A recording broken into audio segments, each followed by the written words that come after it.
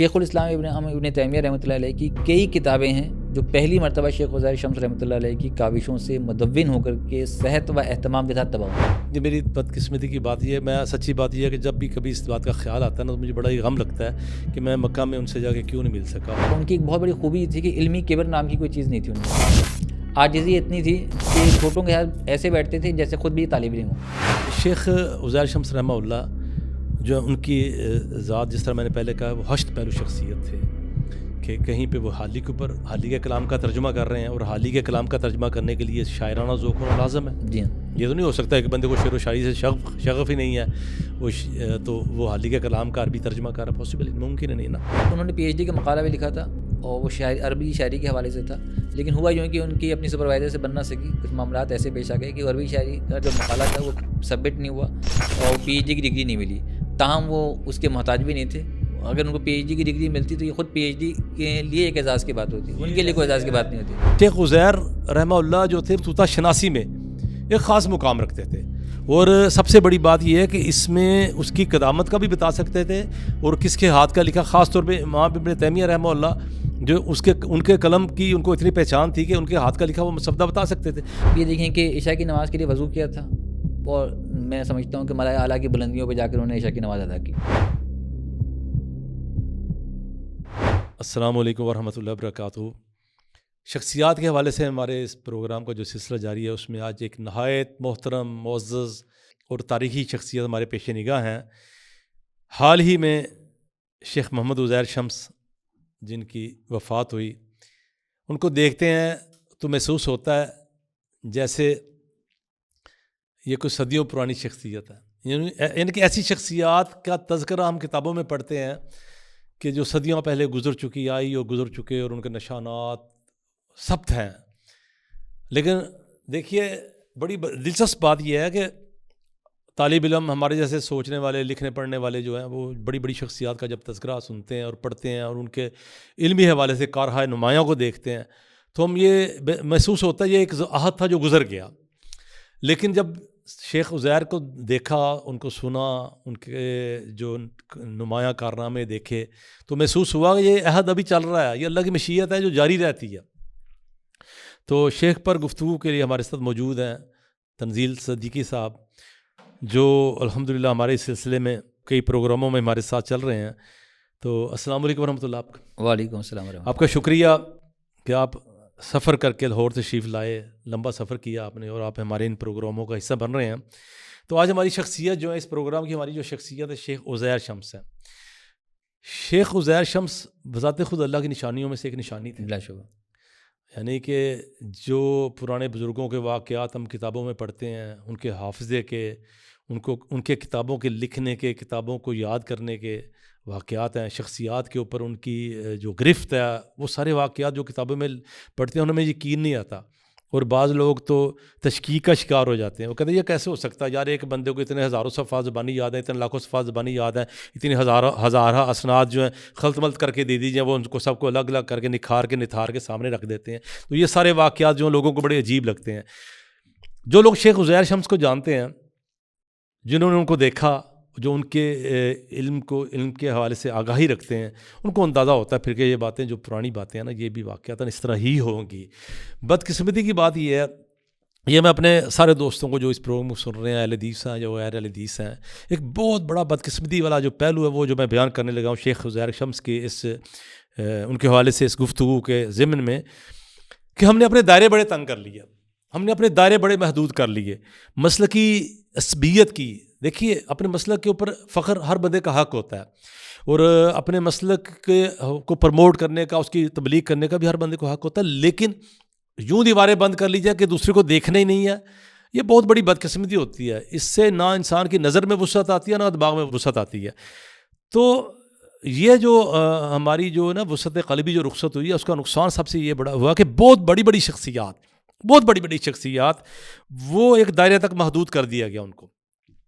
شیخ عزیر اتنی بڑی شخصیت ہے کہ جب ہم آج سے 800 سال پہلے امام ابن کثیر کو دیکھتے ہیں، 700 سال پہلے ابن کثیر کو دیکھتے ہیں، ابن قیم کو دیکھتے ہیں، اس سے آگے یا پیچھے کبھی امام ابن حجر تک آتے ہیں، کبھی اس کے بعد پھر امام ذہبی کی ذکر کرتے ہیں، تب ہماری مسلک کی قید دیواریں ساری اٹھ جاتی ہیں۔ لیکن اپنے دور میں موجود بڑی شخصیات کے لیے ہمارے تعصبات پھر جاگ جاتے ہیں اور ہم ان سے استفادے سے بھی محروم رہ جاتے ہیں اور تعارف سے بھی محروم ہو جاتے ہیں. حقیقت یہ ہے کہ شیخ عزیر شمس اتنی بڑی شخصیت ہے کہ ان کو اس قید سے نکل کے دیکھا جائے تو ہر مسلک کے جو لوگ ہیں, ہر مسلک کے جو رہنما ہیں, پڑھنے والے لکھنے والے علماء کے لیے اس میں بڑے دروس ہیں. اور پھر ان کو وہ باتیں جو ہم قرون اولیٰ کے علماء سے لے کے متاخرین تک نظر آتی ہیں اور بڑی محیر العقول اور عجیب باتیں دکھائی دیتی ہیں کہ یار یہ انسانوں کے اندر اتنی صلاحیت بھی ہو جاتی ہے, تو وہ صلاحیت شیخ عزیر شمس کی صورت میں مجسم ہو کے سامنے نظر آ رہی ہے. تو یہ بڑی بدقسمتی کی بات ہے. اور میں اپنے ان دوستوں کو دعوت دوں گا کہ جو علم سے تعلق رکھتے ہیں, جو قلم اور کتاب سے کرتاز سے تعلق رکھتے ہیں, اور وسعت قلب بھی اللہ تعالیٰ نے ان کو مرحمت فرمائی ہے, لیکن اپنے دائرے میں بند ہونے کی وجہ سے ان کا تعارف نہیں ہے, تو میں ان کو دعوت دوں گا کہ وہ شیخ عزیر کے حوالے سے ان کے جو علمی کارنامے جو انشاءاللہ اس پروگرام میں آگے آئیں گے, اور ہم تنزیل صدیقی صاحب سے کہیں گے کہ وہ ہمیں ان سے بھی آگاہی دیں, تو وہ ان کے ذریعے وہ ڈور کا ایک سرا پکڑ کے اس منزل تک پہنچے جہاں تک شیخ کے کام موجود ہیں, اور وہ شیخ کے کاموں کو دیکھیں اور پھر اس سے اندازہ لگائیں کہ قرون اولیٰ سے لے کے متاخرین جو میں لفظ بولا ہے, اس دور میں جو بڑے بڑے علماء گزرے ہیں اور جن کے کارناموں کو دیکھ کے آپ حیرت زدہ ہوتے ہیں, وہ آج جو شیخ کی ذات میں موجود ہے اس سے استفادہ کریں. تو میں آپ تنزیل صاحب کو اپنے گفتگو میں شریک کرتے ہوئے ان سے کہوں گا کہ ہمیں وہ شیخ کے ابتدائی تعلیمی حالات اور ان کے پیدائش سے لے کے ان کی تعلیمی منزل ترقی, اس کے حوالے سے کچھ ہمارے قارئ ناظرین کو جو ہے نا وہ آگاہی دیں. شکریہ ابوبکر بھائی. شیخ محمد عزیر شمس رحمۃ اللہ علیہ جو تھے, ان کی ولادت 1957 میں ہوئی تھی. اچھا, ان کا تعلق بہار کے ایک ضلع مدھوبنی سے تھا. ان کے والد اور ان کے چچا کا نام ایک بہار کے 2 بڑے جلیل المرتبت علماء کے نام پہ رکھے گئے تھے. بہار کی بہار تھے. بہار کی بہار تھے. تو ان کے والد کا نام تھا شمس الحق اور ان کے چچا کا نام تھا عین الحق. اب آپ سمجھ ہی گئے کہ یہ کون سی 2 بڑی شخصیتوں کے نام پہ ان دونوں کے نام رکھے گئے. اچھا, خود شیخ عزیر شمس کے جو نانا بزرگوار تھے وہ مولانا عبدالرحیم بنگالی تھے, اور یہ جو بزرگوار تھے یہ میاں نذیر حسین محدث دہلوی کے شاگرد بھی تھے, اور انہوں نے کافی طویل عمر پائی تھی ماشاءاللہ. تو اور ان کا تھوڑا خاندانی پس منظر اس لیے بتا رہا ہوں کہ مولانا عبدالرحیم ماشاءاللہ کثیر الازدواج بھی تھے, کثیر الاولاد بھی تھے. 4 شادیاں کی تھیں اور ان کے کافی صاحبزادے اور بچے ہوئے اور بیٹیاں ہوئیں. تو اور ان کی بیٹیوں کی شادیاں بڑے بڑے علماء کے گھرانوں سے ہوئیں. تو جن میں ایک ان کے داماد تھے مولانا محمد جوناگڑھی, آپ جانتے ہیں بہت بڑی شخصیت ہے. میں ناظرین کے لیے یہاں پہ شیخ آپ کو روک کے میں مولانا محمد جوناگڑھی رحمہ اللہ کا اپنے ناظرین کو صرف 1 منٹ میں بتا دوں گا. مولانا محمد جوناگڑھی وہی بزرگ شخصیت ہے کہ جب آپ تفسیر ابن کثیر پڑھتے ہیں تو مولانا محمد جوناگڑھی کا کیا ہوا ترجمہ ہے, اور ان کا ترجمہ قرآن الگ سے چھپ چکا ہوا ہے الحمدللہ. اور تفسیر ابن کثیر جو اردو میں ہے اس کی مقبولیت کا یہ عالم ہے کہ ہندوستان اور پاکستان میں درجنوں مکتبات اس کو شائع کرتے ہیں, اور الحمدللہ وہ ہزاروں اور لاکھوں کی تعداد میں شائع ہو چکی ہے. یہ وہ مولانا محمد جوناگڑھی کا تنزیل صاحب ذکر کر رہے ہیں. جی شیخ. تو مولانا محمد جوناگڑھی اتنی بڑی شخصیت ہے کہ انشاءاللہ ہمارے اس سیریز میں ان پر ایک باقاعدہ پروگرام بھی ہوگا. تو وہ شیخ عزیر شمس کے خالو تھے. تو خیر یہ تھوڑا سا تاریخ ان کے خاندانی پس منظر میں نے ذکر کیا. ان کی تعلیمی ابتدا جو ہے وہ مدرسہ فیض عام مئو سے ہوئی. مئو کسی زمانے میں اعظم گڑھ کا حصہ ہوا کرتا تھا, اب خود ایک مستقل ضلع بن چکا ہے. اور یہ جو مدرسہ ہے یہ بھی ایک بڑا تاریخی مدرسہ ہے, کافی قدیم مدرسہ ہے. پھر اس کے بعد بالترتیب وہ دارالعلوم احمدیہ سلفیہ دربھنگہ میں, دارالحدیث مرشد آباد میں, اور مدرسہ رحمانیہ بنارس میں انہوں نے مختلف چند برس ان تمام مدرسوں میں تعلیم حاصل کی. اور ان سب مدرسوں کی بھی اپنی اپنی علمی تاریخ ہے, بالخصوص دارالعلوم احمدیہ سلفیہ دربھنگہ جو علامہ عبدالعزیز رحیم آبادی نے قائم کیا تھا, اور یہ آرا کے بعد دربھنگہ میں جو قائم ہوا تھا. اس پر انشاءاللہ مولانا ابراہیم عربی اور مولانا رحیم آبادی پر جب بات ہوگی تو انشاءاللہ تفصیل سے بات ہوگی. میرا خیال یہ ہے کہ یہاں پہ ایک نقطہ میرے ذہن میں آیا کہ ہم کسی روز بڑے جو تاریخی مدارس ہیں ان کے اوپر بھی پروگرام کریں. تاریخی مدارس کے جیسا جامع رحمانیہ دلی ہے, اس طرح یہ آپ دربھنگہ کے مدرسے کی بات کر رہے ہیں, اس طرح پاکستان کے اور مدارس ہیں, ادھر کئی اور مدارس ہیں کافی ہیں, جامع سلفیہ بنارس ہے, سب کی اپنی تاریخ ہے. جیسے تاریخ ہے. میں یہ کہتا ہوں کہ جو ہمارا مدرسہ جو تسلسل کے ساتھ قدیم ترین مدرسہ اپنے تسلسل کے ساتھ چل رہا ہے وہ مدرسہ ریاض العلوم ہے دہلی کا, جو کافی قدیم. تو یہ ہے جو تسلسل کے ساتھ چل رہا ہے. 1970 میں وہ جامع سلفیہ بنارس میں داخل ہوئے. یہاں انہوں نے 4 سال میں عالمیہ اور 2 سال میں فضیلت کا امتحان نمایاں نمبروں سے پاس کیا, اور 1976 میں وہ فارغ التحصیل ہوئے. اس کے بعد انہوں نے کچھ عرصہ ہندوستان کے مختلف شہروں میں گزارا, مختلف اصحاب العلم سے ملاقاتیں کی, کثرت سے ملاقاتیں کی, ان سے استفادہ کیا. اور پھر انہوں نے مزید اعلیٰ تعلیم کے لیے مدینہ منورہ اور مکہ مکرمہ کا حجاز مقدس کا رخ کیا. وہاں انہوں نے جامع سلفیہ مدینہ منورہ میں اور ام القریٰ مکہ مکرمہ میں تعلیم حاصل کی. اچھا انہوں نے ایم فل کا ایک مقالہ لکھا تھا جو حالیہ کی شاعری سے تعلق رکھتا تھا. اچھا شیخ عزیر شمس جو ہیں, جیسے کہ آپ نے ایک بات کی کہ وہ خود ہی ایک پورا دبستان ہے, ان کا کوئی ایک پہلو نہیں ہے, بالکل ایسے ہی ہے. وہ ایک پورا دبستان ہے. ان کو ادب سے بھی دلچسپی ہے, وہ ہشت پہلو شخصیت. ہشت پہلو شخصیت ہمہ جہت ہیں. ان کو ادب سے بھی بڑی گہری دلچسپی تھی, عربی ادب سے, عربی جاہلی شعرا سے ان کو بڑی دلچسپی تھی, دواوین سے دلچسپی تھی, دیوان جمع کر رکھے تھے انہوں نے, مخطوطہ شناسی میں ان کو زبردست قسم کی مہارت تھی. ابن تیمیہ, امام ابن قیم, حافظ ابن کثیر, علامہ سیوطی, ان سبوں کی مخطوطات دیکھ کے وہ پہچان جایا کرتے تھے کہ کس کے لکھا ہوا مخطوطہ ہے.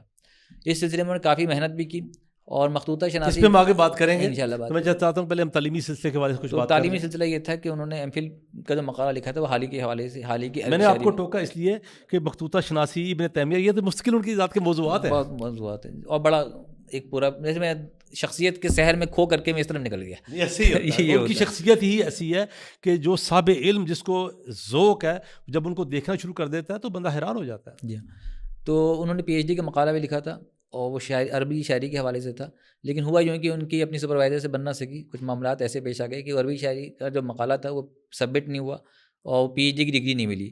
تاہم وہ اس کے محتاج بھی نہیں تھے. اگر ان کو پی ایچ ڈی کی ڈگری ملتی تو یہ خود پی ایچ ڈی کے لیے ایک اعزاز کی بات ہوتی, ان کے لیے کوئی اعزاز کی بات نہیں ہوتی. ایسے ہی ہے. پی ایچ ڈی کی ڈگری سے مولانا اسحاق بھٹی رحمہ اللہ بیان کرتے ہیں کہ ایک روز میں, وہ بڑے مکتبہ قدوسیہ میں بیٹھے ہوئے تھے تو حضرت علامہ احسان علیہ زیری شہید کا ذکر آ گیا. تو کہتے ایک روز میں گیا اورینٹیل کالج یونیورسٹی میں, پنجاب یونیورسٹی کے ساتھ اولڈ کیمپس کے ساتھ اورینٹیل کالج ابھی بھی ہے وہاں پہ. تو کہتے اس کی لائبریری میں وہ بیٹھے ہوئے دور سے, تو یا غالباً پنجاب یونیورسٹی کی یہاں لائبریری ہوتی تھی اولڈ کیمپس میں, کسی ایک لائبریری کا ذکر کیا انہوں نے. تو کہتے میں بیٹھے ہوئے, تو میں داخل ہوا ہوں اندر کسی کام سے لائبریری میں, تو آگے علامہ احسان علیہ ظہیر بیٹھے ہوئے تھے. تو میں نے دور سے ان کو اشارہ کیا, بٹی صاحب اشارہ کر کے بتا رہے ہیں نا, وہ بڑا مجھے یاد ہے بٹی صاحب کو یہ سین. کہتے میں نے کہا کتنے, تو کہتے ادھر آ. وہ علامہ صاحب نے ان کو ادھر ہی ایسا نہیں کہا ہوگا, لیکن وہ اپنے بارے میں خود کہہ رہے ہیں ادھر آ. کہتے میں چلا گیا. میں نے کہا کی کر دے پہ تھے علامہ صاحب؟ کہتے میں پی ایچ ڈی کی تیاری کر رہا ہوں, میں پی ایچ ڈی کرنی. تو میں نے کہا کہ علامہ صاحب تسی پی ایچ ڈی نہیں کر سکتے, تسی پی ایچ ڈی نہیں کر سکتے. کہتے ایک دم جذبات میں کیوں, میں کیوں نہیں پی ایچ ڈی کر سکتا؟ کہتے پی ایچ ڈی ایک ڈگری ہے, روایتی ڈگری ہے, واسطے بہنا پہنتا ہے, تھوڑے کو بیٹھیا نہیں جانا مستقل مزاح. تو وہ کہتے پھر وہ پی ایچ ڈی نہ کر سکے. تو خیر یہاں پہ وجہ اور تھی. جی اچھا, انہوں نے بہت سارے اساتذہ سے استفادہ کیا کیونکہ ظاہر ہے وہ سیاح قسم کے آدمی تھے اور انہوں نے علم کے حصول میں کسی لیے سیاحی خوب کی تھی. تو مختلف اہل علم سے ملنے کا ان کا شوق بھی تھا اور مختلف اہل علم میں سے بعض اہل علم نے ان کو خود اسانید بھی دے دی تھی. تو بہرحال ان کو بہت سارے اساتذہ, میں ان کے چند ہندوستانی اساتذہ کے نام بتا دوں. ایک جہاں پہ آپ نے ان کے اسفار کا ذکر کیا تو وہ پاکستان پہ بھی آئے تھے. جی ہاں, پاکستان میں غالباً 1986 کی بات ہوگی, 85-86 کی بات ہوگی. تو وہ پاکستان بھی آیا اور اس کے علاوہ بھی انہوں نے کافی پیرس میں. ان کے پاکستان کے حوالے سے ایک دلچسپ میری یاد بھی ہے کہ میرے والد مکرم رحمہ اللہ جو تھے وہ یوں دیکھا جائے تو ان کے ہم ذوق بھی تھے. اسماء الرجال کے فن کے اعتبار سے میرے والد مکرم کا اچھا ایک ذوق تھا اور اپنے دور میں ان کی شہرت بھی تھی اس حوالے سے. تو جب شیخ عزیر شمس پاکستان تشریف لائے تو میرا خیال غالباً ان کا معمول کا قیام تو ادھر ہی تھا, الاعتصام کے یہاں الاعتصام دفتر میں تھا غالباً یہ مجھے شیور نہیں ہے. لیکن یہ پھر وہ میرے والد مکرم کو ملنے کے لیے گھر آئے تھے. میرے والد ان دنوں غالباً بیمار تھے, تو پھر وہ ایک رات قیام انہوں نے ہمارے پاس کیا تھا. تو ہم چھوٹے تھے تو ہمیں وہ ان کے لمبے لمبے بال, اچھا سیاہ گہرے سیاہ بال تھے, ان کے گہرے سیاہ بال تھے, ذرا خود بالکل نوجوان تھے. 1985-86 میں ان کی عمر کیا ہوگی, 30 سال بنتی ہے. وہ 57 کی پیدائش ہے نا, تو ان کی 28 یا 29 برس عمر بنتی ہے ان کی. اب وہ 28-29 برس کی عمر میں وہ پاکستان آئے تھے. اس اندازہ یہی ہوتا ہے کیونکہ 87 میں مارچ 27 یعنی کہ 87 کے اوائل میں میرے والد صاحب کا حادثہ ہو گیا, وہ دنیا سے چلے گئے. اور جس گھر میں وہاں وہ آئے تھے وہ اس گھر میں ہم 3-4 سال ہی رہے تھے. تو اس کا مطلب یہ ہے کہ 83-84 85-86 ان دنوں میں وہ آئے ہوں گے پاکستان. تو 28-29-30 سال یہ عمر بنتی ہے. اچھا ان کے گہرے سیاہ بال تھے, مجھے آج بھی یاد ہے, ان کا حلیہ یاد ہے. تو ایک تلسماتی کشش تھی ان کے چہرے کے اندر کہ انہوں نے بڑے بڑے بال رکھے ہوئے تھے نا, اتنے بڑے بڑے بال. اب ہم جو تھے, ہم کوئی اتنا باہر محلوں میں بھائی پھیرنے والے ایک ہم مولوی کے بچے جو گھر میں نہیں, جن کو محلے میں زیادہ نہیں ہم نے نکلنا ہوتا تھا, تو ہمارے لیے ایک بڑی عجیب بات تھی کہ اتنے لمبے والوں والا مرد. تو وہ ہمیں ایسے لگا جیسے کوئی نا، سچی بات بتا رہا ہوں، یہ فیلنگ اپنی میں بتا رہا ہوں کہ یہ اس کو میں نے لکھا بھی ہے کہ ہمیں ایسے لگا، ہم آپس میں بات کر رہے ہیں، یہ بھائی جو ہے نا جیننا ہے یہ چھوٹے چھوٹے ہم کہیں یہ بھائی جو ہے نا جیننا ہے. تو لیکن وہ بعد میں پتہ چلا وہ واقعی جن تھے. جب ان کی علمی خدمات دیکھتے ہیں نا تو وہ علمی اعتبار سے وہ جین ہی تھے. تو ہمارے والد مکرم جو نا، ہمیں آج بھی یہ بات یاد ہے کہ جب وہ رخصت ہوئے ہیں، چلے گئے نا، تو میرے والد جو تھے بڑے ان سے متاثر بھی تھے، اور ان کی اس دور میں ان کی علمیت، ان کا استحضار علم اپنے معاملات میں، خاص طور پہ امام ابن تیمیہ رحمہ اللہ کے حوالے سے، تب بھی ان کی معلومات کمال تھیں. تو میرے والد مکرم نے بڑی تعریف کی ان کی کہ یہ نوجوان جو ہے یہ بہت آگے جائیں گے، یہ بہت مضبوط نوجوان اپنے موضوع میں. یہ مجھے آج بھی ان کی یہ باتیں یاد آئے. تو ہم بات کر رہے تھے ان کے سفر کی. تو مختلف اسفار کے مختلف اہل علم سے ملے، ڈاکٹر حمید اللہ سے بھی ملے، اور بھی کئی اہل علم سے ملے. تو اس کی تو ایک بہت لمبی چوڑی فہرست ہے. اب ہم چلتے ہیں ان کی علمی زندگی کے آغاز کی. اچھا، ان کی علمی زندگی کا آغاز جو ان کے زمانے طالب علمی سے ہی ہو گیا تھا. تو انہوں نے جو پہلا مضمون لکھا تھا وہ علامہ شمس اللہ کاظم آبادی پر لکھا تھا 1975 میں، جو 2 قسطوں میں معارف اعظم گڑھ میں شائع ہوا. اچھا، اس نے اہل علم کو اچھا متوجہ بھی کیا تھا، وہ بڑا اچھا علمی مضمون تھا. اس کے بعد انہوں نے جو پہلی کتاب مدون کی وہ رفع الالتباس عن بعض الناس، علامہ شمس اللہ کاظم آبادی کی کتاب تھی. اور یہ محدثانہ اسلوب میں انہوں نے ایڈٹ کی تھی. علامہ البانی سے ایڈیٹنگ میں ہی کافی متاثر تھے. تو بالکل اسی طرز پہ محققانہ، یہ ہندوستان پاکستان کے لیے کہہ سکتے ہیں کہ تحقیق و تخریج کی دنیا میں ایک پہلا کام تھا. یہ 1977 میں ان کی کتاب طبع ہوئی. اچھا، پہلی کتاب باقاعدہ جو لکھی وہ حیات المحدث شمس الحق و اعمالہ تھی، جو علامہ شمس اللہ کاظم آبادی کی سوانح تھی. یہ 1979 میں یعنی کہ 1977 میں شائع ہونے کا مطلب یہ ہے کہ تب ان کی عمر 20 سال تھی. یہ وہ کتاب جو مدون کی تھی رفع الالتباس، جو سوانح تھی حیات المحدث، یہ 1979 میں شائع ہوئی، 2 سال کے بعد. یعنی 2 سال کا وقفہ ہے. مضمون لکھا 75 میں، 77 میں پہلی کتاب مدون کی، اور 79 میں پہلی کتاب لکھی. تو اچھا، تینوں کا تعلق جو تھا وہ ایک ہی شخصیت سے تھا. تو شیخ خضر کو ان سے بڑی نسبت بھی تھی. اتفاق کی بات یہ ہے کہ ان کے والد کا نام بھی ان کے نام پر تھا. تو بہرحال اس کے بعد یہ جو مولانا شمس اللہ کاظم آبادی رحمہ اللہ کے والے سے جو ان کی محبت ہے نا، اس کا تو میں عینی گواہ ہوئی ہوں. اس مطلب یہ کہ اتنی چھوٹی عمر میں بھی مجھے یاد ہے انہوں نے ان کے حوالے سے بڑی اچھی گفتگو ہو رہی تھی وہاں پہ، وہ موضوع گفتگو تھے اس دن. جی. تو اس کے بعد بھی انہوں نے کئی کام کیا علامہ عظیم آبادی پر. ایک تو یہ کہ غایۃ المقصود ان کی جو بڑی کتاب تھی اس کو ایڈٹ کیا، ان کے مقالات کو مرتب کیا، فتاویٰ کا مجموعہ مرتب کیا جو معروف بھی ہے، طبع بھی ہو چکا ہے، اور ان کے رسائل کا ایک مجموعہ عربی مرتب کیا جو ابھی تک شائع نہیں ہوا ہے بہرحال. تو وہ بھی ان کے کام کا حصہ تھا. تو اس طرح ان کا علمی زندگی شروع ہوئی. اس کے علاوہ انہوں نے ایک اور بڑی شخصیت ہیں علامہ عبدالعزیز میمن کی، جو عربی کے بڑے پائے کے ادیب تھے. تو ان کے مقالات وغیرہ جمع کیے، ان کے بعد مقالات کا عربی میں ترجمہ بھی کیا. تو یہ ان کا کام تھا. اس کے علاوہ شاہ اسماعیل، اچھا علمی کام ان کے کئی شخصیات پر ہیں، وہ بڑے شاندار، بڑے جاندار قسم کے کام ہے. شاہ محمد اسماعیل شہید کے حوالے سے انہوں نے جو رد الاشراق ان کی کتاب ہے اس کو پہلی دفعہ ایڈٹ کر کے انہوں نے طبع کیا تھا. وہ ان کا بڑا کام تھا. عربی میں توحید پر کے حوالے سے ایک پورا بھرپور متن ہے وہ. اچھا، انہوں نے بعض اہم تراجم بھی کیے ہیں. تراجم میں ان کے جو بڑے اہم تراجم ہیں، مسدس حالی کا ترجمہ کیا ہے، حالی کی مسدس عربی میں ترجمہ کیا تھا. یہ بڑا کام ہے. اور جیسا کہ میں نے عرض کیا کہ حالی کو انہوں نے ایک ایم فل کا مقالہ بھی لکھا ہے، وہ مقالہ عربی زبان میں ہے.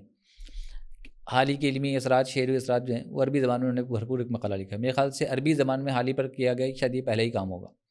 اس کے بعد ہم دیکھتے ہیں اتحاف النبیہ، شاہ ولی اللہ محدث دہلوی کی کتاب تھی، جو اس سے پہلے کبھی طبع نہیں ہوئی تھی. وہ پہلی مرتبہ تو وہی مولانا بھوجانی نے خود اپنے ادارے سے شائع کی تھی. تو اس کا انہوں نے فارسی سے عربی میں ترجمہ کیا تھا. پھر ہمارے ہاں ایک بہت عظیم الشان علمی کتابوں میں شمار ہوتی ہے معیار الحق، جو ہماری تاریخ کی بنیادی کڑی ہے، بڑی کڑیوں میں سے ہے، رجحان ساز کتاب ہے، ایک بنیادی کڑی ہے اور تھا بھی ایسے ہی. تو یہ سید نذیر حسین محدث دہلوی کی کتاب ہے. اس کا انہوں نے عربی میں ترجمہ کیا ہے. یہ ابھی تک شائع نہیں ہوئی ہے. تاہم اس پر انہوں نے مقدمہ بھی لکھا تھا جو اردو میں ابھی حال میں ایڈیشن چھپا ہے، اس پہ شروع میں یہ مقدمہ شامل ہے. تو یہ ان کا کام ہے. میرا خیال یہ ویسے بڑی اہم کتاب ہے، اس کو شائع ہونا چاہیے. امید ہے کہ جلدی شائع ہوگی عربی میں انشاءاللہ العزیز.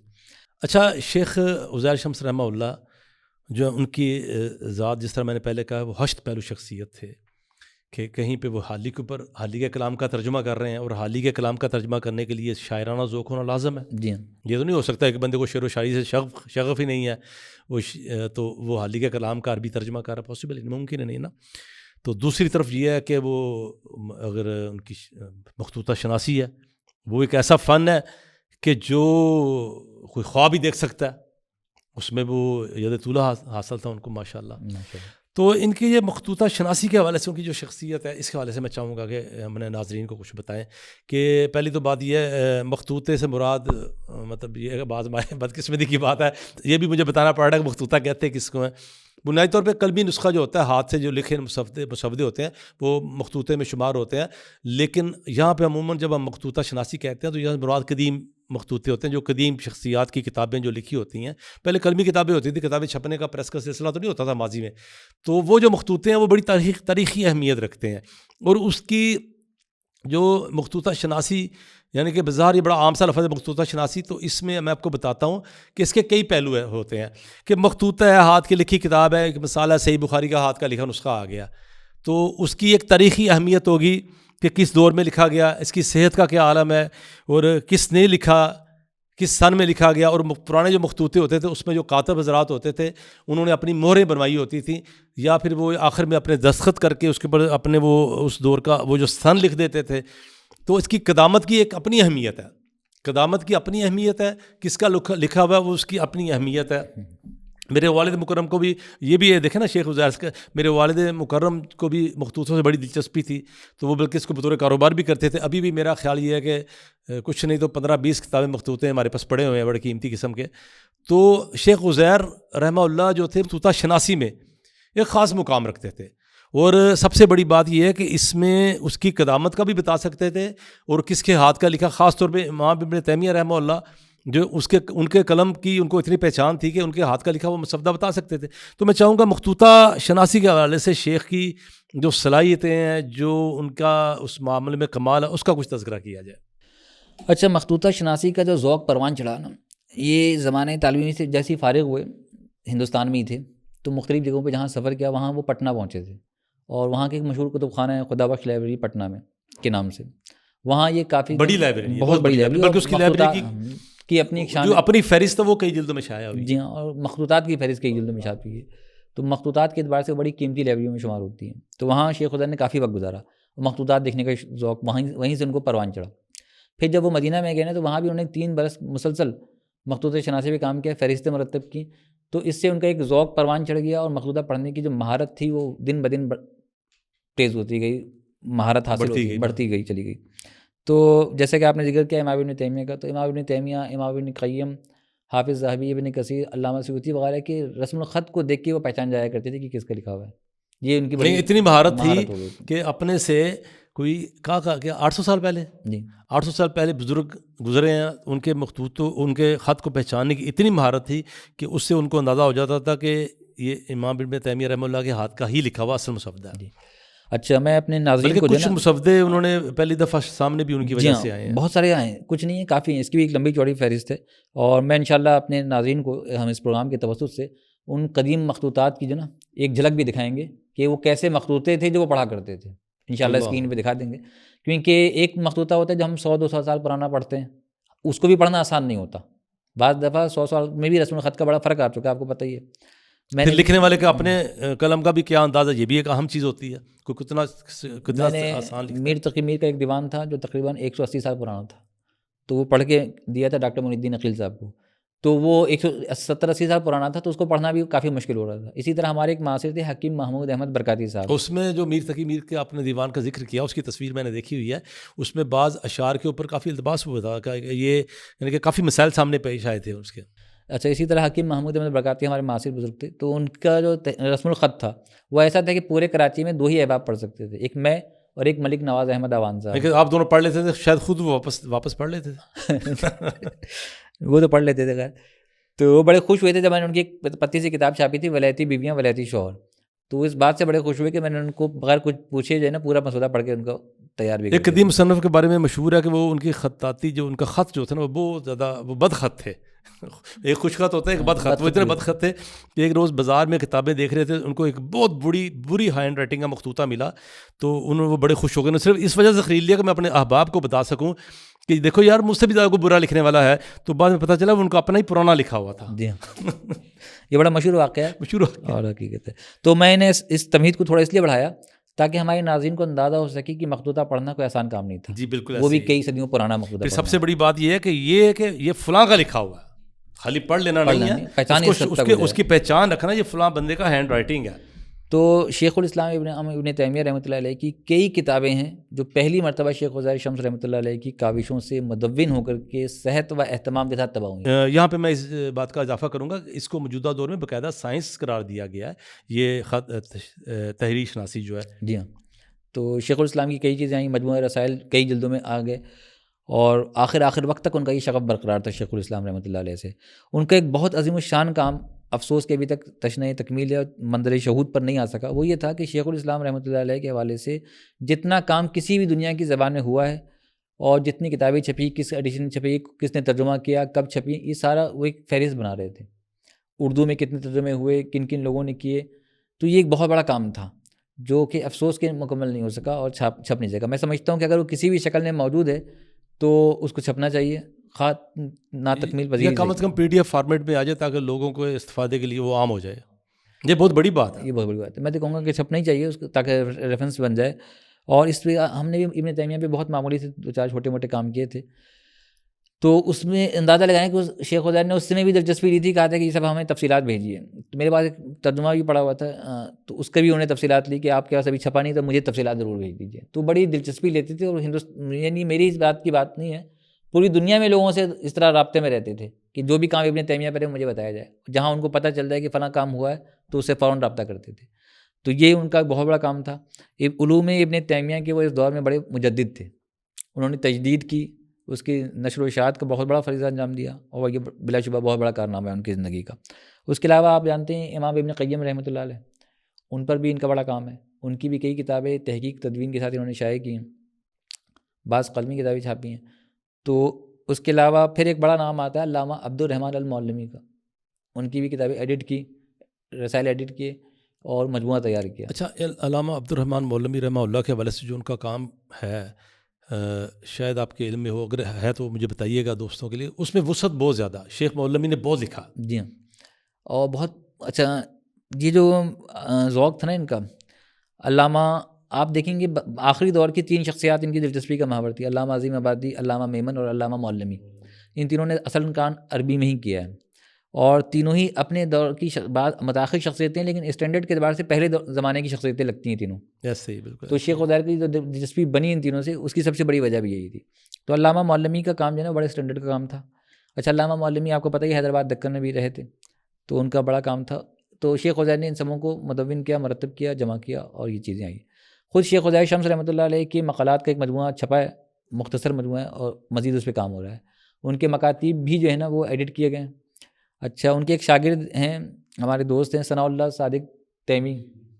آپ کو معلوم ہے کہ شیخ عزیر کو میڈیا پہ روشناس کرانے میں، روشناس تو خیر وہ پہلے سے تھے، لیکن مطلب میڈیا میں بھرپور طریقے سے لانے میں ان کا بڑا کردار تھا. انہوں نے خوب سیریز چلا دی، جی وہ بڑا قیمتی پروگرام تھا، اس میں بہت قیمتی معلومات ملی. اس میں کوئی شبہ نہیں، ثناء اللہ صادق کے ہم شکر گزار ہیں، اور بڑے اچھے پروگرام کیے انہوں نے. تو ان کا بھی ایک مجموعہ محاضرات کے نام سے ابھی چھپ چکا ہے. تو بہرحال یہ کام ہے. اب میں چاہتا ہوں کہ ہم لوگ ان کی شخصیت کے حوالے سے، ایک تو آپ کے بھی ذاتی تاثرات ہوں گے، آپ مکہ میں بھی ملے ہی ہوں گے ان سے. یہ میری بدقسمتی کی بات یہ ہے، میں سچی بات یہ ہے کہ جب بھی کبھی اس بات کا خیال آتا ہے نا تو مجھے بڑا ہی غم لگتا ہے کہ میں مکہ میں ان سے جا کے کیوں نہیں مل سکا. اپنی مصروفیات کہہ لیجیے یا جس بنیادی مقصد وہاں پہ جو، اور مجھے اس بات کا افسوس ہوتا ہے میں وہاں ان سے کیوں کبھی نہیں مل سکے. نہیں، میری ملاقات نہیں، اس بات کا بڑا غم لگتا ہے مجھے. ویسے میرا رابطہ تھا ان سے، آخری دنوں میں میرا رابطہ ہوا ہے، فون کے اوپر رابطہ ہوا، لیکن ملاقات نہیں ہو سکی میری. اچھا، میرے ذاتی تاثرات ان کے حوالے سے ہیں. ایک تو یہ کہ میرا ان سے ابتدا ہی میں ایک قلبی تعلق جڑا ہوا تھا، اور اس کی وجوہات بھی ہیں جو آپ جانتے ہیں. تو کیونکہ ان کی جو شخصیت ہے وہ علمی زندگی کی ابتدائی علامہ شمس اللہ قاسم آبادی سے ہوئی ہے. اس بنیاد پر میرا ان سے قلبی تعلق پہلے سے جڑا ہوا تھا. پھر ہمارا علمی تعلق بھی جڑا اور میری ان سے بات چیت رہی، اور جب جڑا تو انہوں نے بڑی حوصلہ افزائی سے بات چیت کی. اچھا، ان کی ایک بہت بڑی خوبی تھی کہ علمی کبر نام کی کوئی چیز نہیں تھی ان میں. عاجزی اتنی تھی کہ چھوٹوں کے ساتھ ایسے بیٹھتے تھے جیسے خود بھی طالب علم ہوں. یہ ان کا کمال ہے. اچھا، لوگوں کی حوصلہ افزائی بہت کرتے تھے. جی ایسے ہی ہے، میں آپ کو بتا رہا ہوں کہ میرا ان سے مطلب ملاقات نہیں ہوئی، لیکن بالواسطہ بھی کہہ لیجیے کچھ تھوڑا سا رابطہ بھی ہوا تھا بعد میں بھی. ایک تو انہوں نے جب وہ کسی دوست کے ذریعے جب بات ہوئی تو ان کو وہ ملاقات بھی یاد تھی جب ہمارے گھر میں رات ٹھہرے تھے. تو دوسرا یہ ہے کہ میرے بعض مضامین ان کی نظر سے کہیں گزرے ہیں، تو یہ میرے لیے تو یہ اعزاز کی بات ہے، انہوں نے ان کو پسند کیا، اور مجھے مطلب یہ ہے کہ بڑی مجھے میرے یہ آپ نے جو فرمایا نا کہ حوصلہ افزائی کرتے، تو ہمارے لیے تو بڑی حوصلہ افزائی کی بات تھی کہ ان کا ایک جملہ بھی ہمارے لیے سند کی بات ہے۔ تو میں ان سے ایک دفعہ مذاق کر میں نے کہا بھی کہ آپ چھوٹوں کی اتنی حوصلہ افزائی کرتے ہیں اور خود اتنا چھوٹا بن جاتے ہیں کہ آدمی یہ بڑے بندے ہوتے ہیں، ہاں یہ بڑے بندوں کی نشانی ہوتی ہے کہ لیکن میں نے کہا کہ سامنے والا بد دماغ ہو تو نرگسیت کا شکار ہو جائے، تو ہنسنے لگے وہ۔ تو ان میں بڑی خوبیاں تھیں اور ان کی خوبیوں کی کئی پہلو ہیں، تو اخلاق اور کردار میں تو وہ بہت عالیہ اچھا، ان کی کردار۔ ایک پہلو ان کی ذات کا بڑا متاثر کن ہے کہ وہ بڑی وسعت قلب کے حامل تھے،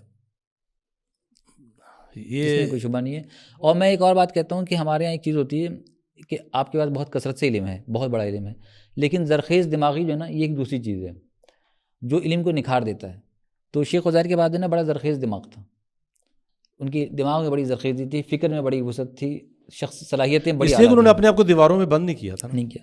اچھا، تو میں نے ایک دفعہ ان سے سوال کیا، میں نے کہا کہ آپ جیسی شخصیت جو بہت زرخیز دماغ ہے، اپنے دماغ سے سوچ سکتی ہے، ورنہ لوگ تو اپنے دماغ سے سوچتے بھی نہیں ہیں، تو آپ نے کوئی خود کتاب نہیں لکھی، یہ علمی دنیا کے لیے ایک المیہ ہے۔ تو جیسے سوانح وغیرہ لکھنا وہ تو ایک الگ پہلو ہے، لیکن اس کے بعد آپ کو پتہ ہی ہے ترتیب و تدوین اور مدون چلے گئے، تو انہوں نے کچھ تو اپنی عذر پیش کیا، مجبوریاں بیان کی، لیکن انہوں نے ذکر کیا کہ میری خواہش تھی۔ پھر میں نے ان سے قریدا کہ بھائی آپ لکھنا کیا چاہتے تھے؟ تو انہوں نے بتایا کہ میں برصغیر کی جو مفکرین گزرے ہیں، سر سید سے لے کے ابھی زمانہ حال تک، وحید الدین خان تک، تو میں ان سبوں کا نا فکر کا جائزہ اور تجزیہ پیش کرنا چاہتا تھا، یہ میرا ایک پروگرام تھا۔ تو پھر میں نے ان سے فرمائش کی، تو انہوں نے اس کی پوری فہرست بھیجی مجھے ایک خط کی شکل میں، اور ان سبوں کے نام لکھے کہ بھائی میں ان لوگوں کا جائزہ لینا چاہتا تھا کہ برصغیر میں ان کے کیا علمی، فکری، نظریاتی اثرات پڑے۔ تو یہ ان کا ایک کام تھا جو بہرحال وہ کر نہیں سکے۔ تو میری نظر میں انہوں نے بہرحال بہت بڑا کام کیا کہ اسلاف کو اخلاف کو اسلاف سے روشناس کروایا، یہ ان کا بہت بڑا کام ہے۔ تاہم میں اس بات کا افسوس رہتا ہے کہ خود ان کی اپنے فکر کے جو نا گوشے کھل کے نہیں آ سکے، ان کی اپنی تصنیفات نہیں آ سکیں۔ تو اتنی بڑی شخصیت کی کچھ علمی، فکری نظر کی نوعیت کی تصنیفات آتی تو بڑا ہی کمال ہوتا اور ہم ان سے استفادہ کرتے۔ جی ایسا ہوتا ہے، بعض وقت بہت بڑی شخصیات ہوتی ہیں لیکن وہ ہم لوگ محروم رہ جاتے ہیں ہم۔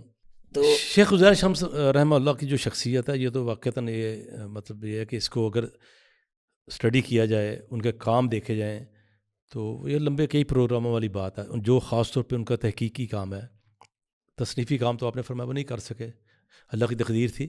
جو ان کا تحقیقی کام ہے اور جن کتابوں پہ انہوں نے کام کیا، اگر ان کا تذکرہ اور تعارف کروایا جائے، وہ تو کئی پروگراموں کا معاملہ ہے۔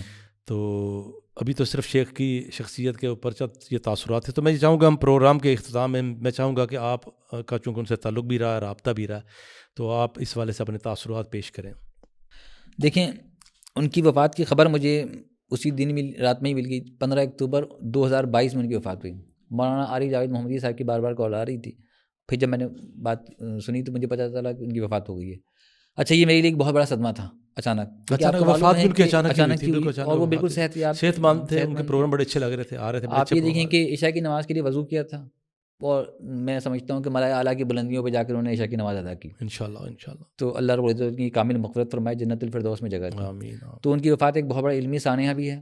میرا قلبی سانحہ تو میری ذات سے شروع ہو کے میری ذات پہ ختم ہو جائے گا، لیکن جو ان کا علمی سانحہ ہے وہ ہماری پوری جماعت، پوری عالم اسلام کے لیے ایک بہت بڑا سانحہ ہے، کیونکہ وہ اپنی شخصیت میں خود ایک دبستان تھے، ایک انجمن تھے، اور ان کی خدمت کی جہتیں اتنی زیادہ ہیں جس نے ہر طبقے کو، ہر علمی گوشے کو سیراب کیا تھا۔ جی بالکل، اس کا ازالہ نہیں ہو سکے گا۔ اللہ رب العزت سے ہم یہی کہیں گے کہ آسماں تیری لہر پہ شبنم افشانی کرے۔ آمین آمین، جزاکم اللہ خیر۔ السلام علیکم ورحمۃ اللہ وبرکاتہ۔